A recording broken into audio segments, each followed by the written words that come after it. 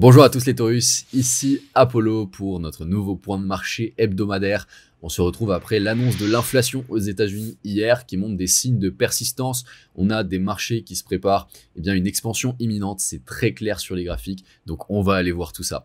Pour tous les nouveaux sur la chaîne, bienvenue à vous. Le but de ce point de marché hebdomadaire, c'est d'analyser pour vous les graphiques sur les différents actifs financiers majeurs, pour vous donner la vision, les zones importantes. Ça vous fait gagner beaucoup de temps et ça vous permet de savoir en 10 minutes où on en est pour transformer vos investissements en rentabilité. Allez, on est parti. On a eu donc hier une inflation à 2,9% en annuel, donc avec des prévisions à 2,9%. Donc on n'a pas eu de surprise. Par contre, si on compare avec les chiffres précédents à 2,8%, on peut voir que l'inflation a légèrement augmenté, donc montre des signes de persistance. Ok, donc on a respecté le scénario numéro 2 que je vous ai partagé dans la vidéo directement dans le canal Telegram, ce qui crée une certaine déception à court terme parce que ça va un petit peu à l'encontre d'une baisse des taux d'intérêt sur septembre, mais on reste dans ce contexte d'avoir une baisse des taux très probablement sur septembre avec un marché de l'emploi et une économie qui ralentit aux États-Unis. On va pouvoir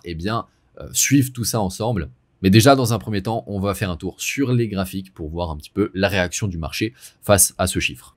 Allez, on démarre sur les graphiques par Bitcoin. Donc, on a un Bitcoin qui continue de retracer à l'intérieur de son dernier mouvement en réponse au niveau psychologique des 120 000 $, vous voyez, sur lequel on a consolidé. On a vraiment cette zone de résistance avec les corps qui s'alignent ici, quelques mèches ici avec la mèche de l'ATH sur les 124 000 $. Et on a sur ces 2-3 dernières semaines un retracement qui se met en place.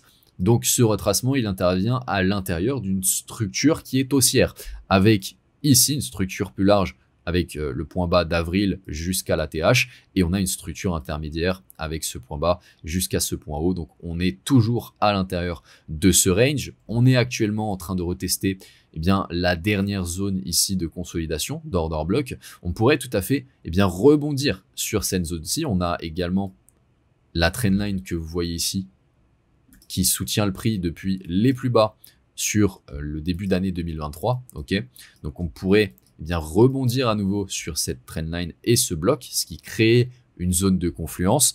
Il faut prendre en compte ici qu'on a la prise d'un point bas ici de la zone de consolidation, ce qui est une belle zone de liquidité justement pour nous permettre d'accumuler. Tac. Mais un scénario à ne pas négliger non plus, ça serait de revenir en dessous de ce point bas. Alors, c'est pas le scénario que je vais privilégier, mais ça reste possible. On aurait dans ce cas-ci vraiment un point d'accumulation très intéressante pour ensuite repartir sur des plus hauts, parce que ici le fait de venir break ce niveau, ça pourrait créer un petit mouvement de panique sur le marché pour utiliser la contrepartie des vendeurs pour pouvoir se repositionner. Vous voyez que ce mouvement ne remettrait pas en cause la structure haussière. Maintenant, le scénario, comme je vous l'ai dit, que je vais privilégier, c'est vraiment celui-ci. On va pouvoir potentiellement consolider dans les prochaines semaines, les prochains jours, sur cette zone de bloc avant de repartir sur des plus hauts. Sur Ethereum, on est toujours en train de consolider et de contracter ici la volatilité entre la zone d'ATH sur ces niveaux et ici les derniers plus hauts qu'on a créés depuis le début d'année 2024. Ok, donc on est venu casser ces dernières semaines cette zone de résistance avec cette belle expansion haussière depuis les plus bas ici. On est en train de créer vraiment une trendline haussière, ok, qu'on pourrait venir retester dans les prochaines semaines, les prochains mois. Et là, on est en train de consolider entre la zone de support et la zone de résistance, ok. Donc dites-vous bien qu'on est vraiment dans ce contexte où on s'attend à avoir une baisse des taux d'intérêt de manière très probable, plus de 80% sur le mois de septembre. Et si on a effectivement cette baisse des taux d'intérêt, ça pourrait catalyser les prix pour repartir sur des plus hauts. On parle vraiment des actifs risqués de manière générale, donc la crypto, les marchés boursiers qu'on va aller voir par la suite, etc. Ce qui va énormément jouer sur la volatilité, ça va être les données sur l'emploi ce début septembre, avec notamment les job openings, et on va avoir le NFP le 5 septembre, ok, qu'il va falloir surveiller. Donc à quoi on peut s'attendre sur Ethereum sur ces prochaines semaines? Continuer de contracter à l'intérieur de cette zone, voire même continuer de retracer un petit peu plus à l'intérieur du dernier mouvement haussier avant de repartir sur une nouvelle structure haussière pour continuer le bull market qu'on a entamé depuis les plus bas. Au niveau des altcoins hors top 10, donc vraiment les plus petites capitalisations, on peut voir que contrairement à Ethereum, contrairement à Bitcoin, on est encore assez loin des ATH qui se trouvent sur ces niveaux. On n'a pas vraiment eu encore d'expansion haussière.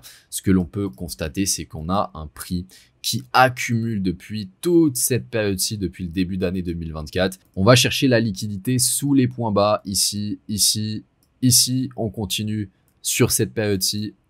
Accumulation, accumulation, ici, même chose. Et vous voyez que sur ces dernières semaines, on a vraiment des corps de bougies qui s'alignent sur la résistance qui correspond à cette fair value gap baissière. Le moment où on va pouvoir casser justement cette zone de résistance, c'est là où on va pouvoir avoir potentiellement une expansion qui va se dessiner pour aller attaquer justement les ATH et repartir sur des nouveaux plus hauts sur les altcoins pour avoir une alt season et démarrer enfin cette phase de bull run qu'on attend tous. Donc c'est pas exclu évidemment dans justement ce contexte d'accumulation de revenir sous le dernier plus bas, mais on reste à l'intérieur globalement de cette structure haussière, ok. Et on peut vraiment s'attendre de manière très très probable à avoir cette expansion haussière dans les prochaines semaines avec ce contexte de baisse des taux d'intérêt sur septembre. Si vous n'êtes pas encore dans le canal Telegram, vous avez manqué la vidéo d'hier que j'ai faite aux membres de la communauté pour partager les différents scénarios probables et à quoi on pouvait s'attendre par rapport justement à l'inflation. Donc les membres du canal n'ont pas été surpris par rapport au retracement d'hier puisque c'est ce qu'on a vu ensemble. Donc vraiment, ne manquez pas ce genre d'informations en avant-première. On vous partage également énormément de valeur au quotidien, notamment des vidéos de formation gratuites exclusives pour les membres du canal. Donc vraiment, allez-y, c'est gratuit. Vous retrouverez le lien directement en description de la vidéo et je vous dis la bienvenue dans la communauté.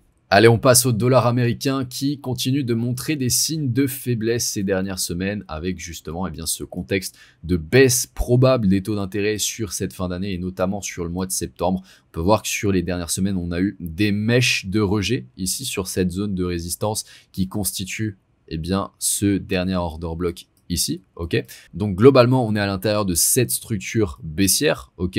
Et on a eu donc finalement un complexe pullback sur les dernières semaines, une consolidation à l'intérieur de cette structure.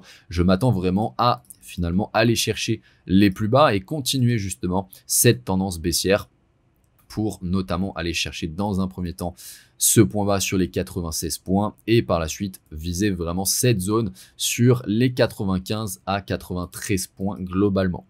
Évidemment, des flux sortant du dollar, vraiment un dollar sous pression, ça profite notamment à l'or et on peut le voir ici. On avait sur ces derniers mois, depuis le mois d'avril, cette période de contraction de la volatilité, un triangle de compression, ok.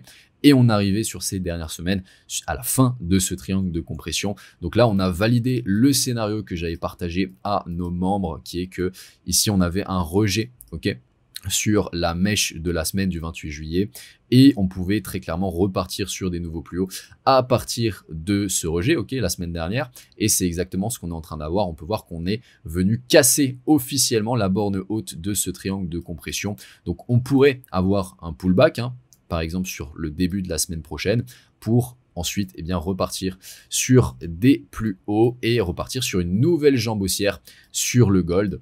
Donc à quoi on peut s'attendre en termes de proportion de structure? On va pouvoir ici reporter cette structure et on va avoir sur la route le niveau psychologique des 4000 $, qui est une zone à surveiller puisqu'on pourrait rejeter cette zone dans un premier temps avant de continuer. Mais voilà, on est vraiment dans ce contexte d'accélération potentielle de l'or pour continuer son bull market entamé depuis le début d'année 2023, après la cassure de cette grande phase de consolidation qu'on avait depuis 2020.